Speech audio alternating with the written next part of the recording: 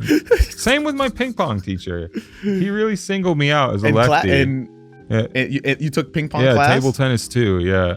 Oh, there was one? There was a table tennis one? He was mad that I skipped one. He was like, you're supposed to be in one. I didn't have to test out or anything. Yeah. You know, usually you got to show your acumen in the thing to be able to skip up. But I was like, let me just sign up for table tennis too, because that's what my friends were in. My friends were good. Yeah. I was not good. And the guy, Lee, yeah, he let me know. He was like, I'm just going to call you Lefty. It's like, come on, man. I'm paying this university thousands of dollars to teach me how to play table tennis. The least you could do is call me by my name. But whatever. Lefty, come here, Lefty. Whatever. Lefty, pull up here. Let me see this backhand. Let me see this. I did not have a backhand. Nothing right.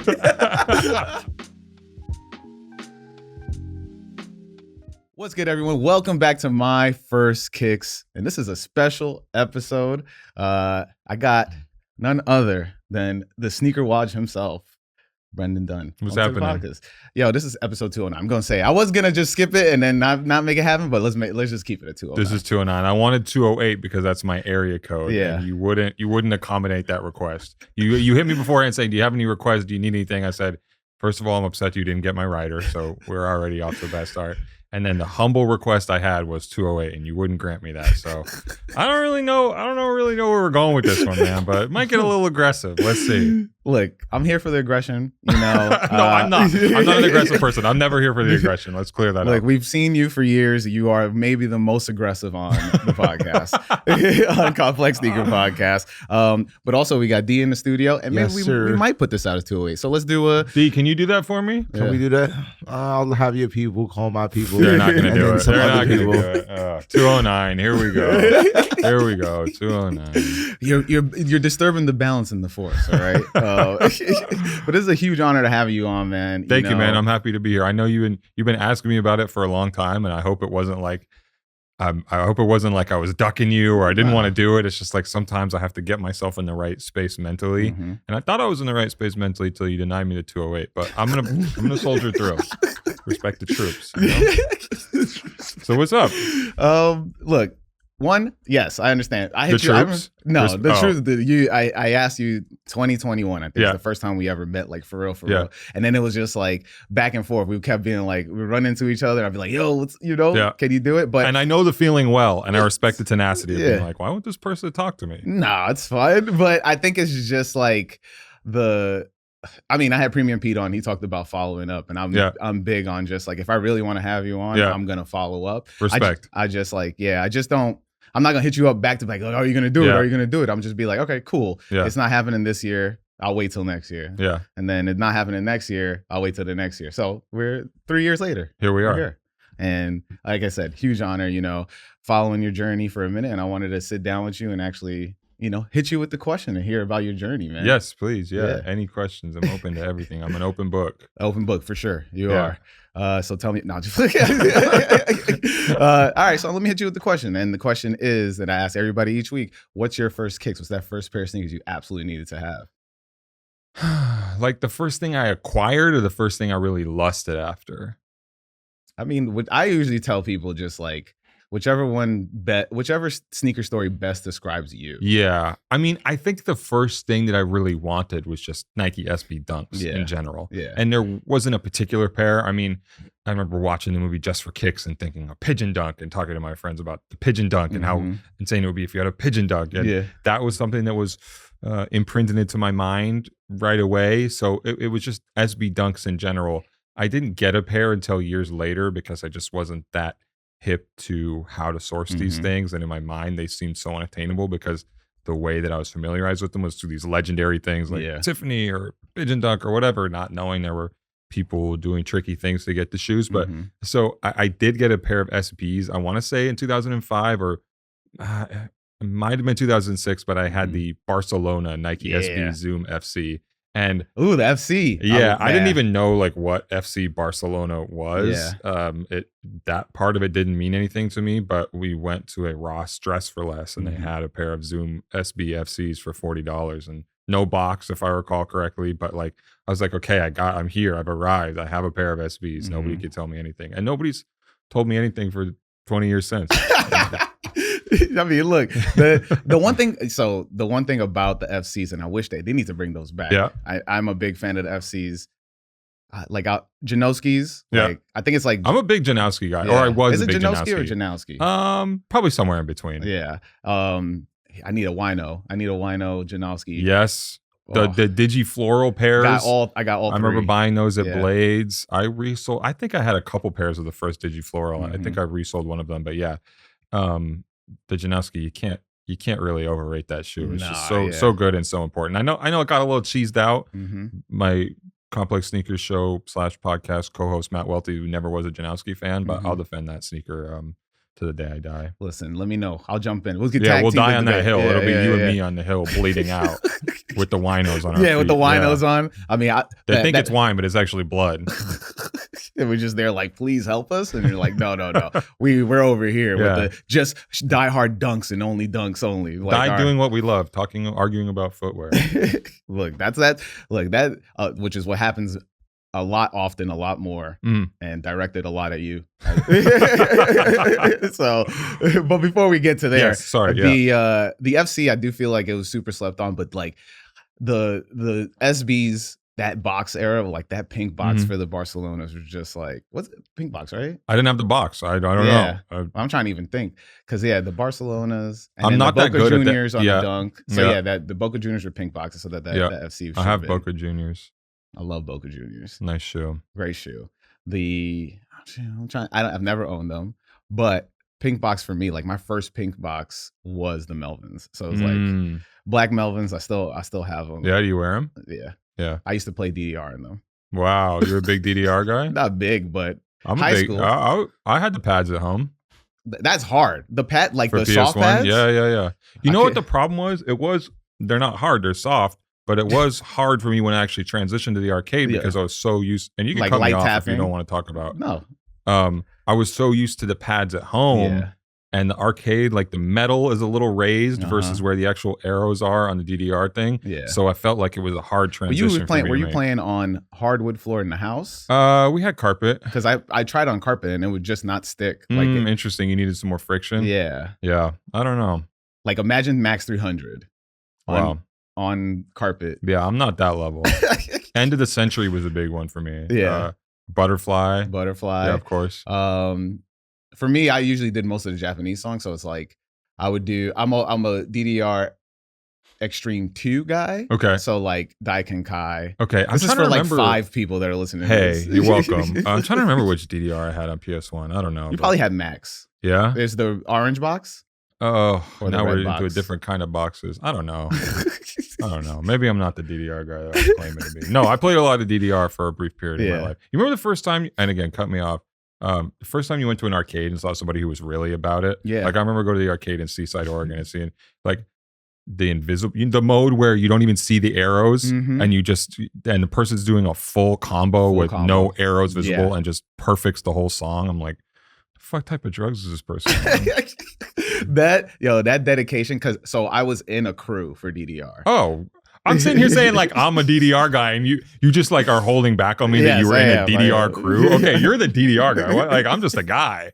I enjoyed the game, but you like it was a lifestyle. Like I had a friend that had his parents bought him the metal pads, so we would go to his house and we were there with the metal bar. pans at the bar. At home. At home. Whoa. And we would just play like crazy. What was your role in the crew? Because I'm picturing this like Ocean's 11, and you have like the enforcer and the hacker guy and the like smooth talker. Like what was your the British guy that steals the car? Basha. Yeah, that's me. Okay, yeah. I'm just there to watch, and like if anything happens, we fight in. Yeah, okay, cool. Because I used to go Don Cheadle, right?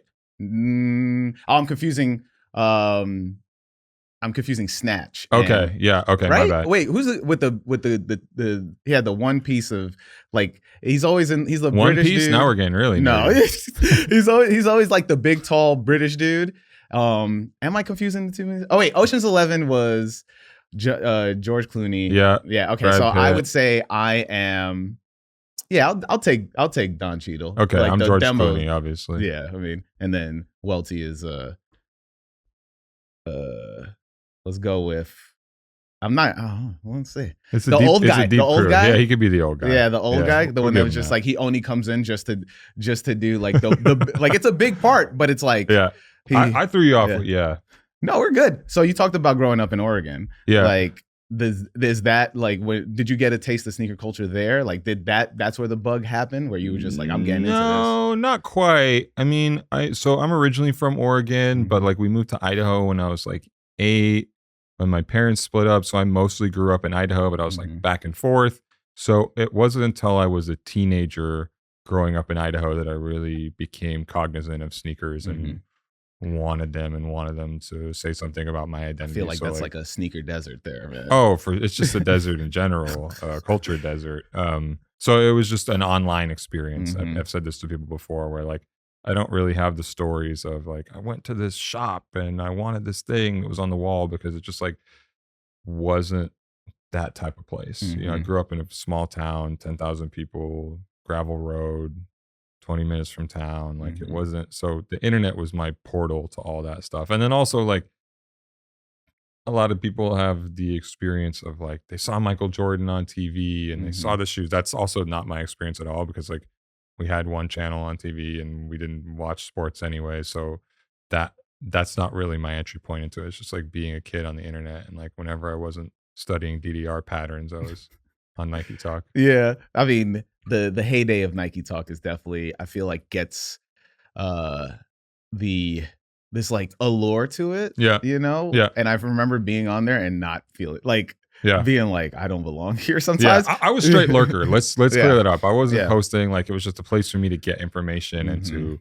observe these conversations. Yeah. I didn't feel bold enough to be like, I could participate or I have something to say here. Yeah, I was splitting my time between ISS and NikeSB.org. So but I was I was mostly NikeSB.org. So that was my also like gateway into sneakers, like sneaker culture and like the people that are around it. And like, you know, you learn about the Franlations and you know, the legends that you just hear and see pictures of. I watched a lot of Franlations YouTube videos in college. Shout out Franlations. Always. Yeah. The allure of it was always something that pulled you in. And then, I mean, I grew up here. So, you know, going to DQM and Supreme and stuff, like you hear the stuff and then you actually get to live that stuff. So I was wondering about like, because you were so far away, would you just like, I need to get into this, or you know, how did you figure out your way into it? Yeah, I mean, it was definitely a few years of just again participating through the internet, and then like the closest physical thing to us where we felt like we could enjoy cool sneakers, because at the time I got a couple of my friends into it as well, and we were all enamored with this stuff, and we wanted a Bape hoodie and we wanted a 10 Deep t-shirt, and we would go to websites and scroll through and be like, this seems fake. There's no way these Dia de los Muertos dunks are actually $99. This is not, this is not a legit thing. You're gonna pick your shoes like, $99. Yeah, something was off. But a city close to where I grew up is Spokane, Washington, where Gonzaga University is. And that's probably like a hour and 40-minute drive from the town in Idaho where I grew up. And I remember reading that there in Spokane, there was this guy opening up a sneaker boutique. I really struggled to remember the name of it, but it was a retail shop, a little hole in the wall shop. And Flight Club was starting to be a thing that people knew about across the country. And so this was very much in the vein of that. And the idea was we would go there and we would see what was on the shelves and we would have an opportunity to buy some sneakers. So we went. How far away was that from you? Yeah, like, hour and 40 minutes or something. Damn, so that's dedication. I can't remember the first time I think we went for the first time and just looked around, and we didn't have any money. So it wasn't really that feasible for us to be buying a pair of Bathing Ape shoes or something like this. But I remember being like, can you get, like, if I want a particular shoe, can you get it? And he's like, yeah, I could get you whatever, you know? And I wanted the Era SB Dunk, the one based on the Ireland flag with the harp, and it says Era. Era or I believe it's Era in the Gaelic pronunciation. Yeah.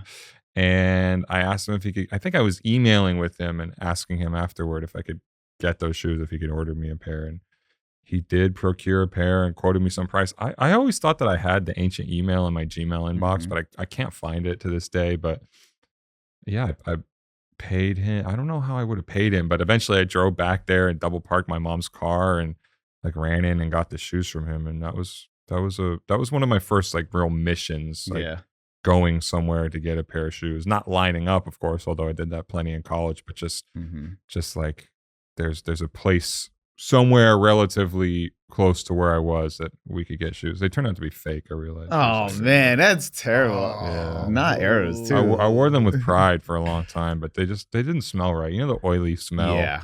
And I always had a little bit of suspicion, and I finally had somebody confirm it for me. But I wore them quite a lot. But I didn't know they were fake. Yeah, exactly. I mean, I always believe that.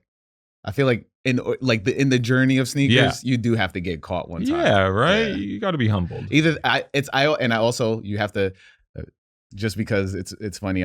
But you did have corgi shoe on an episode. Yeah.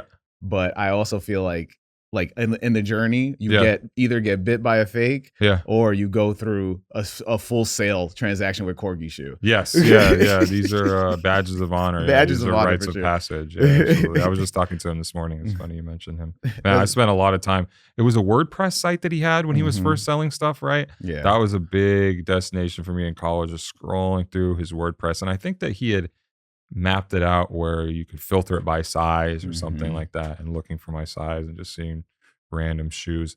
I never bought anything from him in that era. I definitely like emailed him once or twice and flaked out on like Olympic Jordan 7s or things like that. But I have bought shoes from him, but just didn't in that first wave that he was selling, which I think he probably started like 2009 or 2010. Yeah. I bought a pair of infrared 90s in 2013.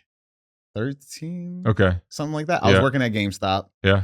So, I was making barely any money. Yeah. So he posted them up and I was like, I got to have them. They were Which pair? Like I think 2004 pair. Okay.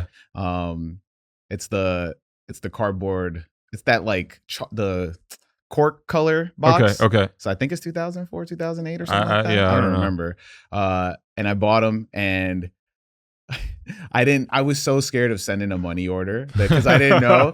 So me and him had this back and forth. Yeah. And he's like, listen, if you don't want these sneakers, I can just sell them. I don't need to deal with this. Yeah. Yeah. And then so after that, you guys dropped that episode, I was like, I messaged him because we still had, like, I was still able to message people. Not in Instagram now, you can't really, without the invite, the whole invite shit.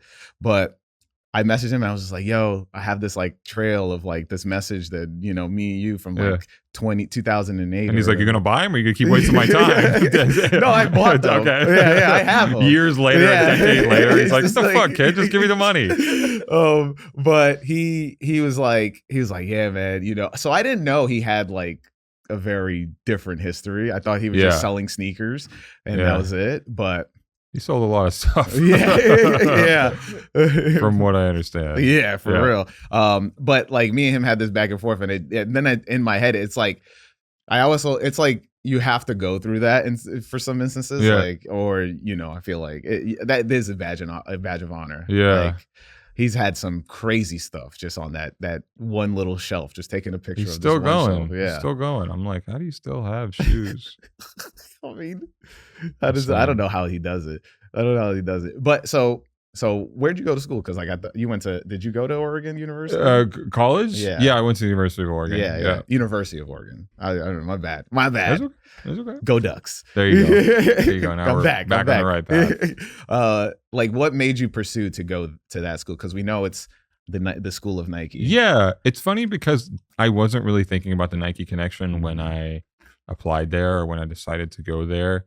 I mean, being there, it allowed me to be closer to sneaker stuff in a way, but it wasn't a motivation for me at all. It's not a super sneakery story, but like I graduated high school in 2007. I didn't want to go to college. I didn't really feel motivated to. So I did this like standard white guy thing of like going to Europe, and I went with some friends from high school and we kind of moved around Europe for like 5 months, and I lived in Madrid and I had a job like at a school teaching English. And I came back in early 2008, and like I said, we had moved to Idaho around 1996 or 1995. When my parents split up, but my dad still lives in Oregon, and since then has lived in Oregon. And so one of the things about me not being able to go to the University of Oregon at first, when I graduated high school in 2007, even though Sorry, this is complicated, but I promise I'm tying it all together. No, it's all good.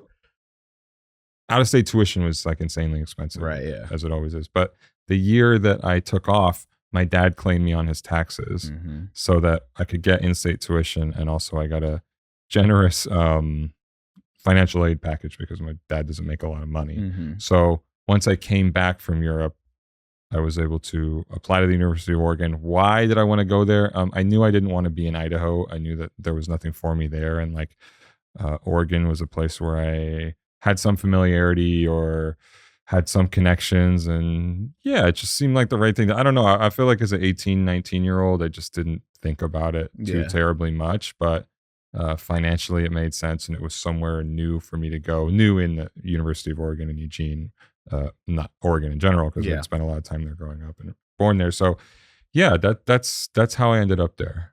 Is that where like your passion for journalism come from, or?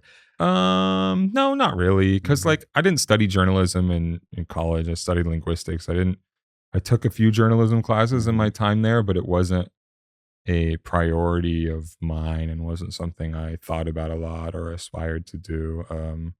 I was just like taking classes. You know what it was? I was taking classes that would like make my schedule sound as interesting as possible if I like talked to somebody at a party. So I'd be like, they'd be like, which dorm do you live in? What classes? I'm like, I'm in Arabic and piano and fencing. You know, that does sound urban farm, and black and white photography. I mean, you're touching everything. You sound like remember Dos Equis, the most intriguing man. Something of a renaissance man. I'm glad you had this. I'm glad you said it, and I didn't have to. Be at the party, just like, I gotta leave. Tomorrow. I have we gotta hit the black room. Develop these photos before I plant these sunflowers. Plus, my fencing teacher is on my ass. I gotta learn this behind. I dropped out of fencing.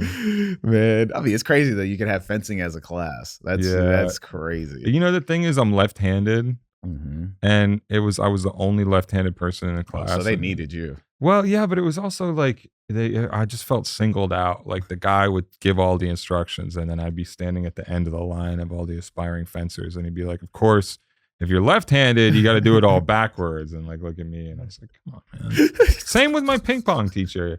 He really singled me out as a lefty. You took ping pong class? Yeah, table tennis too. Yeah. Oh, there was one? There was a table tennis one? He was mad that I skipped one. He was like, you're supposed to be in one. I didn't have to test out or anything. You know, usually you got to show your acumen in the thing to be able to skip up. But I was like, let me just sign up for table tennis too, because that's what my friends were. And my friends were good. Yeah. I was not good. And the guy, Lee, he let me know. He was like, I'm just going to call you Lefty. It's like, come on, man. I'm paying this university thousands of dollars to teach me how to play table tennis. The least you could do is call me by my name. Lefty, come here, Lefty. Whatever. Lefty, pull up here. Let me see this backhand. Let me see this. I did not have a backhand. Nothing right. Lee, his name was Lee. Oh man, shout out Lee, man. No, not shout out Lee. Fuck Lee, man. Fuck Lee. I got way better after college. Like I feel like I advanced way more table tennis, like playing in bars in Brooklyn than I did when you left the aggressive environment. Exactly. He was finally be free. Crazy. Yeah. So like, I'm ready for ping pong 3. I think I'm ready. I think you got to go back. Yeah. Graduate teaching assistant. Do my master's or something. Get your master's in ping pong, man. That's it. Just go back. Ping pong. So like, what made you move out here? Like what was this transition? Because I mean, we know where you are now. Yeah. So like, how did you get to that point? Yeah, I mean, when I was in college at the University of Oregon, I started writing about sneakers on a freelance basis for sites like Sneaker News and a news site they were starting up at the time, Jordan's Daily.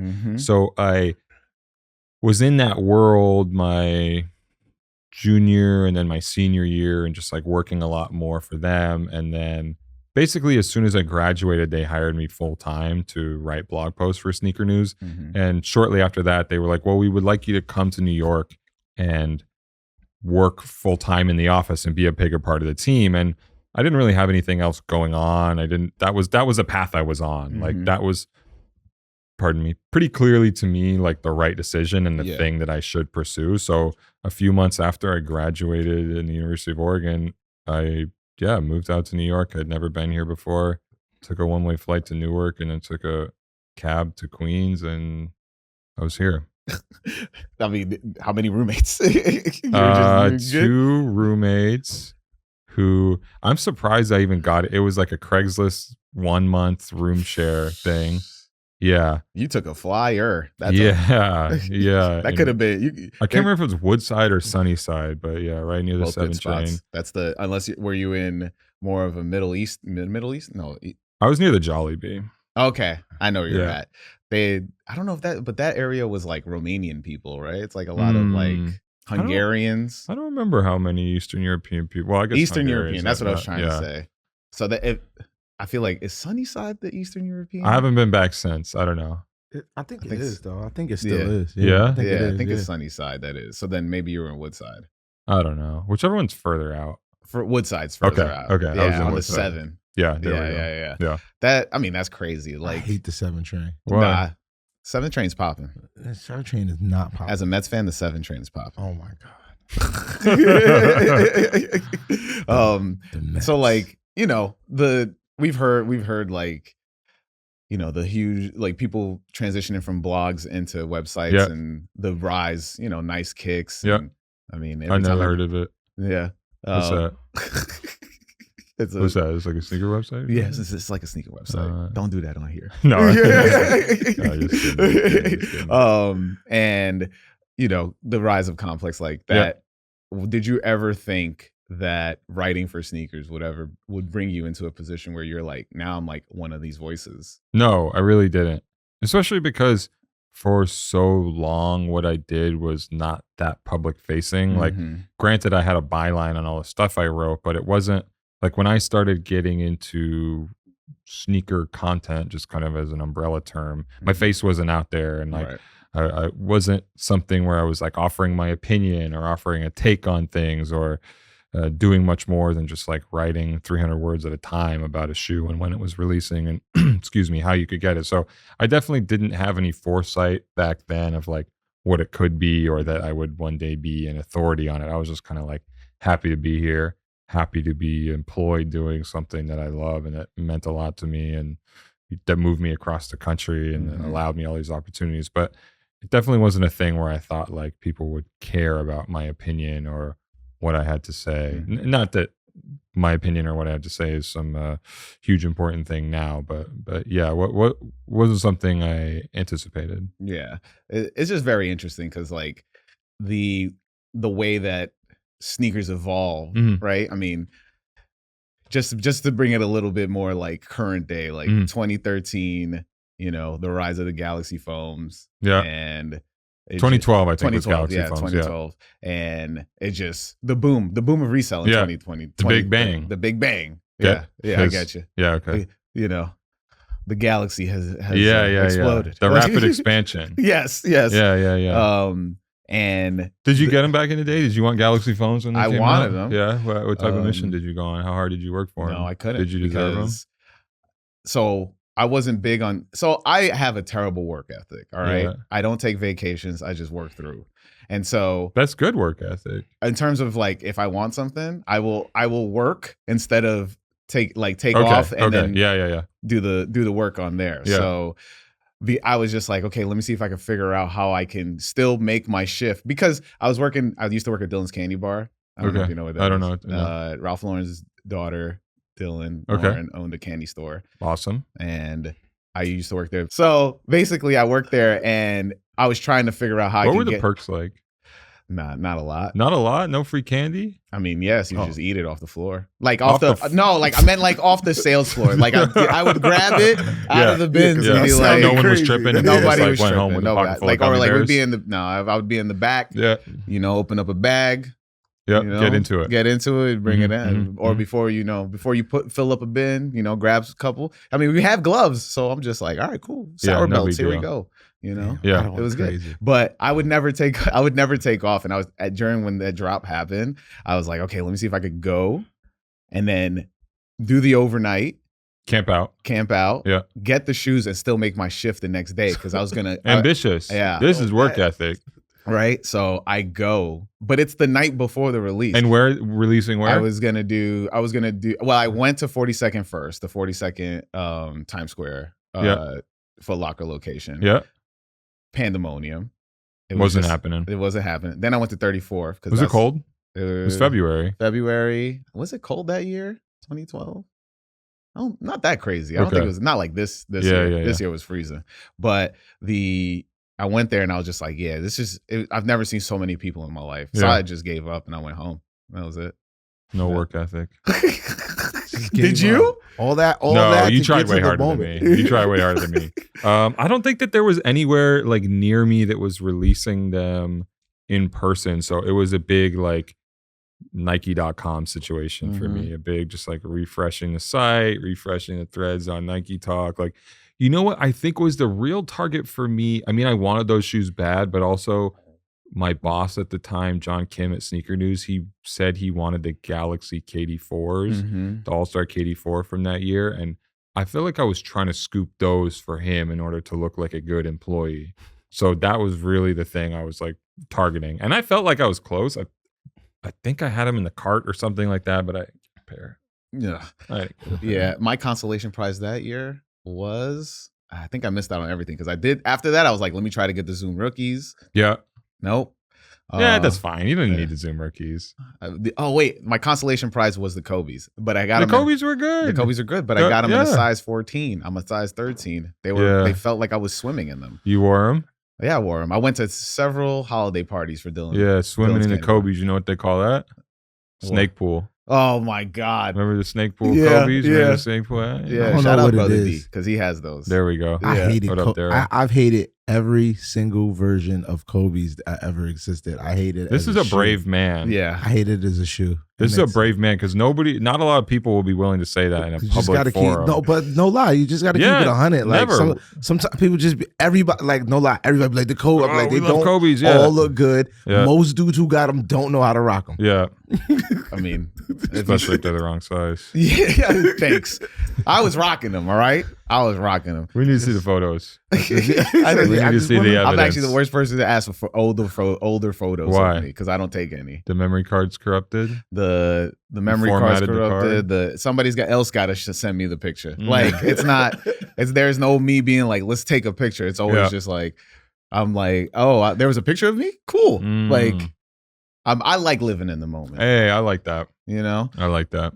So compared to the drop that you went to, this past week, that was interesting. The trading post, man, that was sick. Yeah, it was cool. The energy was like not as high as I anticipated, and I feel like Nike's doing a lot of these sneaker quests right now. This is a term that a friend of mine, Late Takanashi, coined of just this interactive jump through hoops type of thing. Obviously, we're used to working hard for shoes and jumping through hoops in a way, but I feel like it's been very purposeful from Nike in particular in the past 6 months of between the Cortez thing and the Galaxy thing and kind of the Bread One thing to an extent with the VIP white glove service. But I feel like you can't go too hard on it. And this was kind of one of those moments where I was like, how necessary was this? But hey, a lot of people showed up, stood out in the snow. They really wanted the shoes. They traded in sometimes insignificant items for pair of foams that we all wanted for 13 years. So I guess in that regards, it's a cool look. They didn't pick me. You submitted for the Galaxy Foam Positive Trading Post. You wanted to pull up. What did you write? I have TMNT. I don't know if you Teenage Mutant Ninja Turtles. Huh? I have Teenage Wait, Mutant. hold on. You don't know what? If I know about TMNT? Yeah, I don't know if you know about Teenage Mutant. You want to know how much I know? How much? What's your favorite TMNT movie? Oh, you talking about the live actions? That's 2? Wrong answer.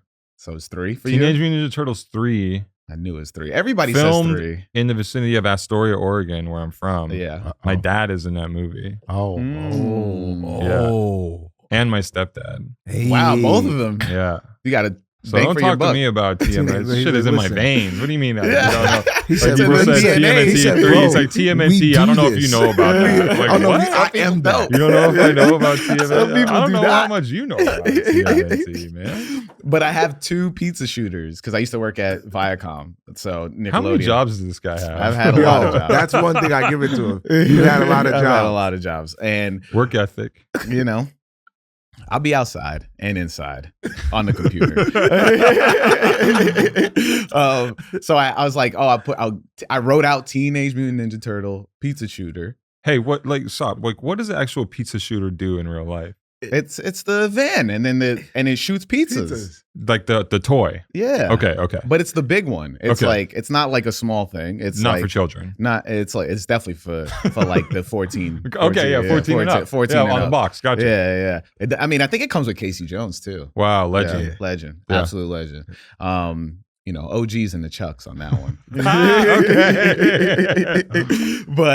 But I put that and they didn't select me, and I was just like, all right, whatever. I guess it's not meant so they don't know TMNT. They don't know. I know TMNT. You know TMNT. Yeah, but the nerds at Nike, they don't know TMNT. That was actually a kind of crazy trade, though. That trade is kind of dope. You came with some heat. You came there. You there was people, there was, because some of the ones I saw was not better than what you talked about. I know you interviewed Isaiah Thomas, right?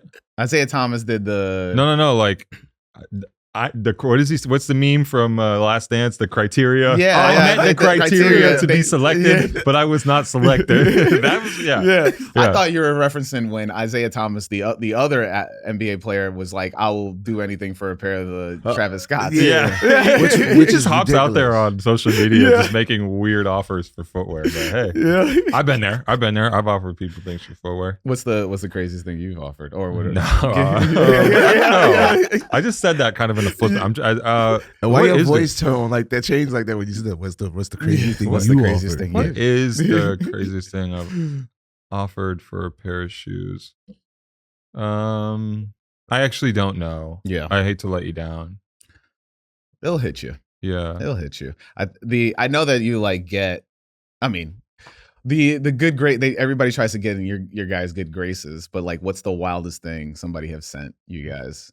A shoe that somebody sent me in the mail. Yeah, like that I want to say like not even that, maybe like a crazy special box or something like that you were like, what the hell is this? You know what was really cool, and this is not like a crazy elaborate package, but one time I went to Liverpool for Laces Out, a sneaker festival they do there, and a gentleman made a custom pair of Reeboks with a bunch of full-size Run logos on there and like little references to our work, and that was a heartwarming one. That's awesome. Yeah. Rest in peace, Full Size Run. But yeah, you guys did amazing stuff with Full Size Run. Thank you. The way that it was just like, it was jokes on top of just like serious content with also just being like about sneakers. Like we don't have that. We don't really have that anymore. We're here right now. This is it. This is a variation of it, but the what you guys brought to the community and how the community banded around it and always interacted with it, like the drip flipper skips, you know, the comment where like the rate your fits, you know, so like the commenting, reading the comments, like it was very interactive, and I missed that. I missed that. Yeah, thank you for saying that. It's very kind. No problem. What? No, that's not a joke. No problem. Yeah, it's the way I said no problem that caught me. I ain't pleased. Yeah. But you know, you guys have been all around the world now, so it's interesting the way that the trajectory you guys have taken. You know, I'm very curious of what do you think? Why do you think that your opinion doesn't matter, or it does matter? Or should it matter? Or shouldn't matter? Yeah. Well, I don't think my opinion matters that much. And I think the most important thing about my work personally is not that of it that's based on opinion, but that of it's is based on fact or reporting or interviews. And like, I'm proud to spend most of my time working on things that are not based on my opinion. Again, those things I said before, interviews or fact-based reporting or things like that, where like, I think if anybody, for me, like the people whose opinions I care about are people who I know have done that type of work. And so like, if you care about my opinion, that's cool. But like, hopefully if not that, then you can appreciate that type of work. Even though like, I think a lot of times people might know me best, or the general public, to the extent that they do know me, might know me best as a guy who's on a podcast or on a show, often giving his opinion about sneakers. But to me, like the opinion is like the least important thing, because like I'm not a trend reporter. Like I can't tell you like what, people will ask me often in interviews, like, what's happening next in sneakers? I'm like, I don't know. I don't make predictions. I'm not a forecaster in any way, or like, I'm not a tastemaker. Like, I'm not the guy who's like, I know about the coolest stuff, and I'm, that's just like not what I have to offer. So, I always wonder why people care about that so much instead of it. Like, I always felt that when it came to sneakers, it was about like, what do you yourself thought is going to be the next thing, not what anybody else thought. Yeah. And it's also funny. Like, I feel like the amount of next things you can predict is really so narrow, because it's like the brands are going to make the shoes anyway. Like Nike stuff for the next 18 months is already baked. Like, same with Adidas. So like, whatever I say is not, like, it has to align with the reality of whatever the shoe brand is making. I don't know. I mean, I think what I really enjoy about your writing, what you guys are doing, and is that it is fact based, and you do get to put yourself a little bit into it too. Like the Twin Peaks, David Lynch. Oh yeah. That finding of like, you personally was just like, I like David Lynch. And then you're like, oh snap. Like, that correlation. I love that when you guys do that type of stuff, like Welty does his stuff on CrossFit because he's in CrossFit. Like, that's what I like, because it puts a piece of you out there versus it just being like the sneaker news. Like, you read a sneaker news post and it's just like, it's literally just being like, this shoe is coming out. This is what the brand has told us about this shoe. And then like, I want something that's going to make me be like, all right, you really cared about writing this. Yeah. So I'm happy to hear you say that, and I appreciate that. You're welcome. Right? You're welcome. No, because people don't really care about writing, so it does feel like a futile exercise sometimes. But it does mean a lot to me personally, and like you said, there's like these super niche things, like, and this is what sometimes so warms my heart about sneakers or about this hobby or obsession, is like being reminded how many sub pockets and genres there are of it, of like people who are into this type of shoe or that type of shoe that isn't even on my radar. And anytime like I'm reminded of that, I'm like, oh, this thing goes so deep, and it reminds me how much more work there is to do, of like all these stories. Like, we don't just have to hear about the way that Tinker designed a Jordan 3 and how it saved Michael Jordan's relationship with Nike. Like, we all know about that. Like, find the nerdiest, like, most niche possible thing and chase that story. So that's sometimes it doesn't always yield results that the company's looking for in terms of traffic and things like that, but it's something I love to do. And like that David Lynch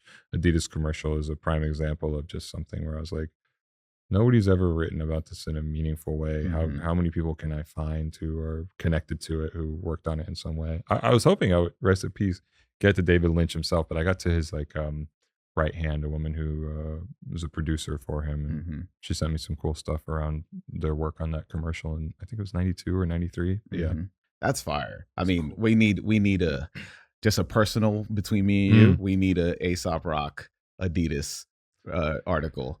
I mean, yeah, you and I have spoken about in depth. Aesop Rock. Yeah. I couldn't be the one to do it, because that would mean actually talking to Aesop Rock, and like, his work means so much to me. Oh no, I would never want to talk to him in real life. And like, one time I was at, the background on this is that like, he's my favorite artist of all time. Yeah. Same here. So, and yeah, I would just never want to be like in actual contact with that person. But in order to write the story well, you would have to be in contact with him, and I just wouldn't want that, because he means like, it's too big a figure to me. I there was one time like an Ace Rock show, probably like 7 years ago or something, and like somebody got me on a list, somebody who I work with, and I think that he was like, I was like in, I forget what the venue was, one of these Webster Hall or Irving Plaza or something. Probably like Irving that. Plaza, I think. And I was like upstairs, like on a balcony on the side, and I think one of the openers was on, and he was like in the vicinity of me upstairs. Did Bus Driver open? No, we can't talk about Bus Driver anymore, right? Yeah, we can. I thought he was like super canceled or something. No? I don't think, I've never heard. The Bus Driver's back? I don't think so. All right, cool. I don't unless you talk about POS. No. I'm talking about Bus Driver. I don't think Bus Driver was ever canceled. Let me tell you what. I saw Bus Driver. Bus Driver was canceled. Bus Driver was canceled. Yeah. Piece of POS was canceled. Check for me if Bus Driver was canceled. I don't want to be throwing dirt on anybody. Yeah, for real. Fact check me here. Please, producer, fact check me. But I did see Bus Driver once at Numos in Seattle in like 2008. Opened for LP, I think it was. LP and Dizzy Rascal. Did we find anything on Bus Driver? I'll issue a formal apology if I'm wrong. And the internet being super slow. Oh no! But we'll get back to that. Yeah, I don't want to be in here. I think that I think you're right. I mean, because one thing I will say that shoe is my grail. Yeah. And you said you have a pair? No, I said I couldn't. You said you didn't? Yeah. I remember I was telling you the story of I went to 4 shows that year because that's when that year that it dropped, and I was telling Which year? What shoe? When that shoe dropped? 2016. Okay. I want to say 2015. I don't know. I'll find out. We fact check that as well. Aesop Rock Adidas campus. Whenever you get a chance, it's the year that None Shall Pass. No, not None Shall Pass. Skeleton. Skeleton was 2012. I want to say. So it was the year Skeleton. Yeah. Because he did this is when he had the XX logo for a little bit. Yeah. And so I think that was Skeleton. Okay. And I went to 4 shows that year. So the beginning, it started with me asking him for a pair of tweeds. You told me this, yes. And I Which was like, you said he wore in the booklet for Fast Cars, Danger, Fire, and Knives. Yeah, and I sent you the picture. Yeah.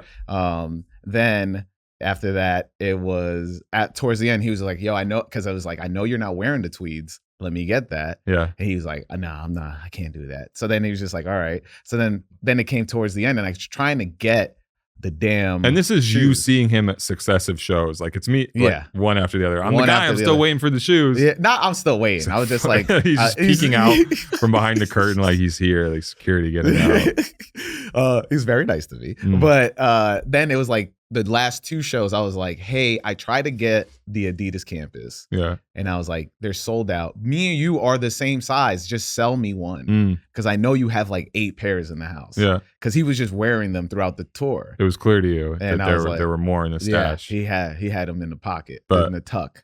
Wouldn't let you live. Nope, nothing. I got nothing. He cut my hair on stage once. So Bus Driver definitely has sexual allegations. Damn. He nor denied or confirmed them, but he is going to therapy and working on things. All right. So you do as you please with that information, but that is the information. Okay. On multiple sourches. I'm glad we got a fact checked on that. I wanted to make sure. I wanted to make sure, man. So you got your hair cut on not at Gramercy. No, because I was at that show. No, this was at a show in Portland. I think it was. I feel like I need a haircut right now. Maybe you're gonna surprise me. Maybe Ace Rock is gonna come on out, burst Ace, through these bricks and buzz me down. This was at a show in Portland, and this is on The Impossible Kid. Is it that song Racing Stripes is on? This song about his relationship with Camuteo and how Camuteo, rest in peace, had this practice of whenever he had something in his life that he had to achieve that he was having a hard time doing, or some goal that he needed to surmount, he would cut his own hair in a really fucked up way, give himself this awful haircut, and then he wasn't allowed to clean up his haircut or get a proper haircut until he achieved this thing or finished this task. And so, as you know, during this tour, they would do this thing where at the start of the show, they would put a sign-up list at a table in the front, and you could sign up to be in the running to get your haircut there on stage by Aesop Rock, and I think it was Rob Sonic. Yeah, Rob Sonic, yeah. And I wanted to do it, and also I went with 2 friends, and I had them put their names on there too, but they were like, if we get our name selected, you can go for us. And it was funny because I was there with this kid, Jordan, who I know from Portland, and his name got selected. My name didn't actually get selected, and so I went up in Jordan's stead. And I feel like somehow in his omniscience, like Ace knew that I was not Jordan, but they like let me live. And I have a photo, and I'm wearing SB Blazers on feet. But yeah, they no crates now. No. It's just like the navy suede pair from like 2006 or 7 with like a checkerboard in the back. I wore those a lot. I'm wearing those on stage, and I have the barber's that's so crazy. I couldn't do it. So like you would put that. The one that I went to, I went Gramercy, and he pulled this kid up, and he got chopped him up. Yeah. Oh my God, yo, he had like patches over here and here and here, and I was like, I wish I had a photo of what I looked like after that thing. I'm pretty sure I'm gonna find the video. I'm gonna find the video. Everybody, I have a photo of me on stage, but I don't really have like the after photo of just how gnarly I looked. But I also feel like not that proud of it in a way, because there were definitely things in my life at that point that I could have used as the Kamuteo goal to break through and thing to finish. And I just like cut my hair normally like 3 days later. So I feel like in some way I failed the mission, because it wasn't like I did the thing, but the actual practice that it's intended for, I fell short of. Do you think people that listen to that song really understand that though? Because I feel like people are just going up there to get their hair cut, and that was it. So I think they're not real fans like you and me. Yeah. Well, I'm not. I didn't do the thing. I mean, and I lied to Ace Rock. I said my name was Jordan. Imagine he's gonna listen to this. He's a big fan. Oh yeah. I'm gonna send this to Blockhead. Yo, Blockhead. I'll make sure you send this to Ace, and you're gonna get called out. You're gonna get a diss track. The end of me. The diss track. He's gonna be him and Bus Driver. Oh my god! Oh my god! This is crazy. ASAP featuring Bus Driver. One thing that Ace's music always and I definitely wanted to talk to you about this on here too, because just like people, obviously when they see me and they think I just like only listen to, what do they think? I feel like people are putting me into like I got to build this suspense, because I'm really wondering what the narrative is around. I think there's like I'm only like Jay-Z now. It's like hip hop, but like New York centric hip hop. Okay. I grew up in the underground, just straight up, just like MF Doom, like when nobody's listening to MF Doom, MF Doom, like I'd go to show MF Doom, KMD MF Doom, but I got the Black Bastards reissue. You got the vinyl? No. CD I bought off of Sandbox Automatic. Shout out. Yeah. But I think it's just like Ace is one of those, because literally before we started recording, I was just like, I gotta run some Ace, especially because I'm talking to you. But like the 9 to 5er anthem, just like I was just like that part was like, we the American people, we the American working population. I'm not gonna rap on I want to hear it. Started. It's so crazy to see people's faces talk about Aesop Rock, because I'm not like, I don't not like him, but I'm also not. Yeah, turn the mic off then. No. Right? No. It's just like, I always see it and I'm like, yo, this dude, the music has never really touched me in a way where I became a fan. But his fans are his like diehards. Like I've never met a person with, like I've never seen a person with such dedicated fans that where like you've never met anybody who's casually into it. No, I've never met somebody that's like, yo, I listen to him. Anybody who I've met that's like them, he's like, they're it. Then that says a lot though. That's where it is for me. I'll be listening to the music and I'm like, not for me, but I know people. You move people. You move people that I fuck with. Like it's crazy. That Labor Days. I mean, I asked you the question of like, you got to give me the rankings of like these albums to me, to you. Like, you don't got to do it here, but I think that he makes music that is just like it's connects. Like you listen to it and it just connects to you. Yeah, and it's just hard. It's hard to beat and it's hard to find. Also, it's hard to describe my relationship to that work. It means everything to me. Yeah. Same. I wish I had more to offer on this, because it's hard to articulate, and I hope that probably sounds cheesy, but I definitely, since we were on the topic of music, I mean, you are part of Action Bronson's squad, the Baklava Marathon Trio, or whatever it's called. Let's not make like we're not best buddies. I mean, but you're still on the squad though. Yeah, I ran the New York City Marathon, Team Baklava. What was that like? Because I want to run a marathon. Yeah, you should. And I probably will. Yeah. I've been training. Okay, beautiful. Me too. Hopefully. I didn't see you out there this morning though. Definitely not in this cold. I'm doing treadmill right now. What happened to the work? I gotta work. I gotta the work ethic. The treadmill's good. Keep yourself honest on the pace. Yeah. Speed workouts. For now, once I get interval training. Yeah, easy on the knees for now. Play basketball every Saturday. So okay, it's just I can't relate to that. Yeah, you're not a hooper? No. See. No. What do you mean see? I knew you see, like you guys had a bet beforehand. Like, does this guy get buckets? Yeah. See, does Brendan get buckets? $400 now. Yeah. I gotta give you $5 now. He's eating gummy bears from my pocket. What was that like? Was like not being a hooper? No, being part of Action Bronson's squad for the New York Marathon. It was an honor, and it was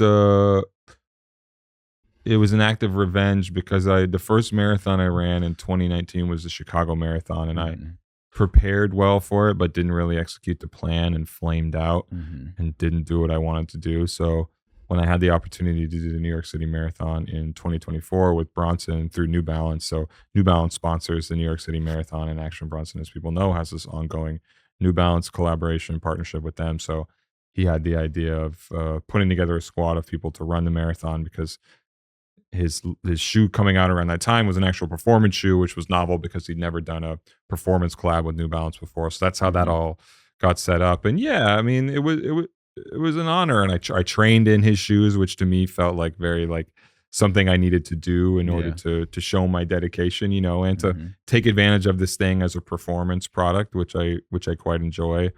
Yeah, we had a few check-ins, few sessions.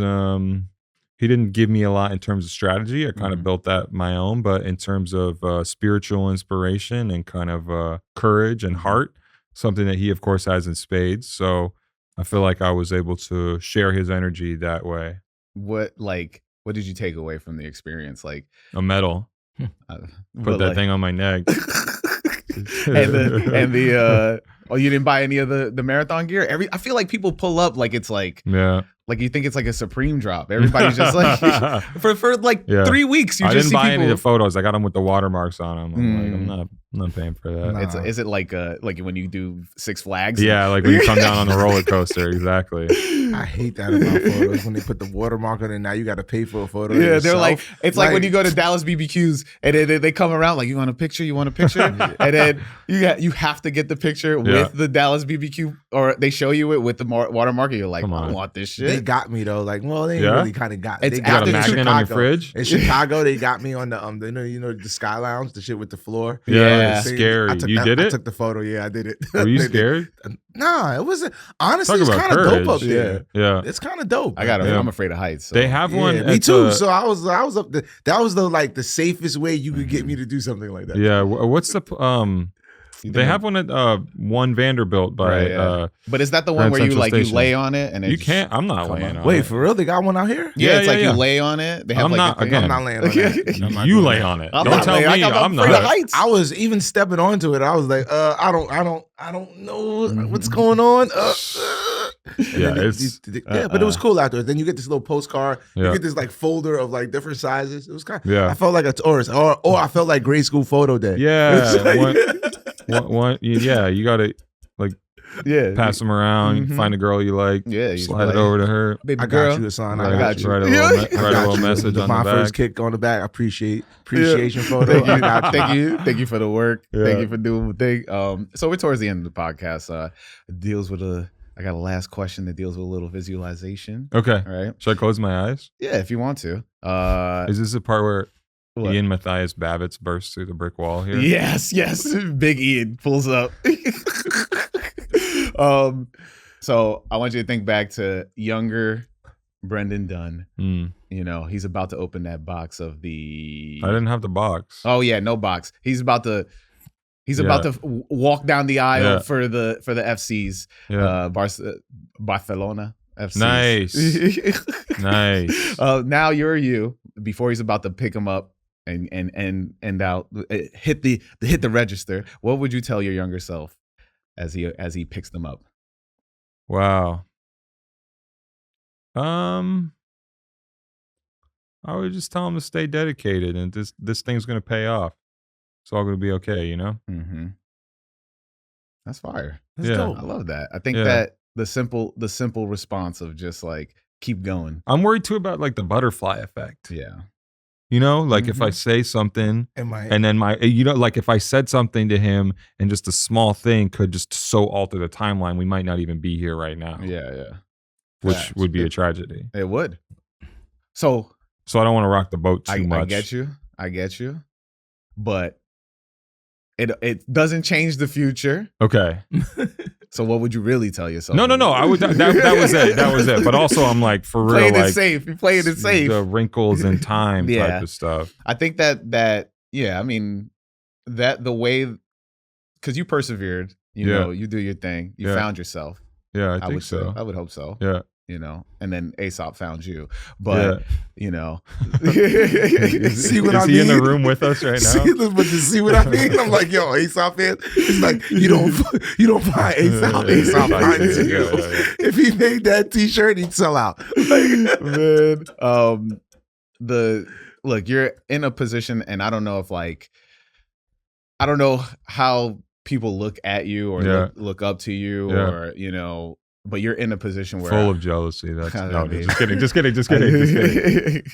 I think that, you know, you've gotten to experience such great things, you know, and bad things. But I wanted to keep it on good. But I think that, you know, you continue to push and add to sneaker culture. Yeah. So I wanted to let you know that because thank you. You know, I feel like a lot of people push back on you guys. You know? And I don't think it's fair to you guys. Yeah. Like, you guys have always added things. You guys have always added and always celebrated. Like, appreciate that. You know. Yeah, we care about it a lot, and that's why we do this thing. I mean, when I started, it wasn't because I wanted to get paid. You know, it's just because I love this shit, and hopefully people could tell that I love this shit. I could tell you love this shit. Yeah. Facts. So let everybody know where to find you. You can find me on Mulberry Street. You can find me. I'm not gonna say which bus, but I'm on the bus. You know, I ride the bus. Sometimes I'm on the train, and people are like, "You ride the train?" I'm like, "How rich do you think I am, man?" It's just like, how rich do you think from making podcasts about shoes? It's not that serious. I haven't ridden the bus in a long time. Wow, how rich is he? I mean, he's in a successful rock band. Hey, cut it out. I'm in a punk. I'm in a punk band, and I just don't take the bus because no lie, I haven't since high school. Taking the bus is very punk, right? No. Not at all. Skating there. You know what's punk? Skating there. Okay, cool. Okay. Walking there. He's like, biking there. You can find me on YouTube, the Complex YouTube channel. You can find me on Complex Sneakers on Instagram, Brendan Dunne on Instagram. You can find me in Oregon. You can find me in Brooklyn. You can find me in Manhattan. Mm-hmm. He'd be outside. Look, you know, this man, you be at everything.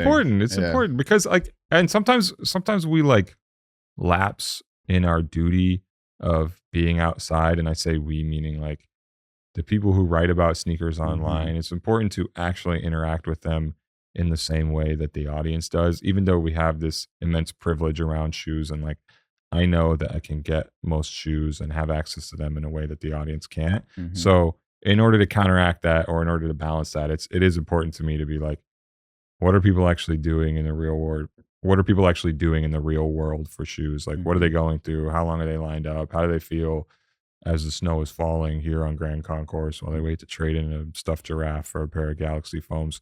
All that stuff is important for me to see firsthand. So that's why I do that. No, yeah. And I love it. I think that, you know, getting into this and podcasting, I've told several other podcasters that do sneakers, right? I'm like, you guys got to go to this thing. You got to go to Complex Con. You got to go. You got to go to Complex Con. You got to go to buy a VIP ticket. It's just like, that's the thing too. You can't not be active in the community that you say you're a part of. That's kind of right. Yeah. If you're only just online, it's kind of like you're defeating the purpose of what sneakers is. But yeah, I know what you mean, but also I don't want to automatically disqualify people who only interact with it online, because I did come from that. Like I was the person in the middle of nowhere who didn't have physical meet space sneaker culture to interact with. So like I was doing it online. That's different. Like not having the access is different than not going. Yeah, but if you live in New York and you're not at these things, I'm kind of like, well, right. But I'm talking about like big events. Yeah. Like you can live in the middle of nowhere, interact only online, and be like, all right, let me save up and go to ComplexCon. Yeah, like, Spirit's not that expensive. Yeah, Spirit is definitely not that expensive. I wouldn't know.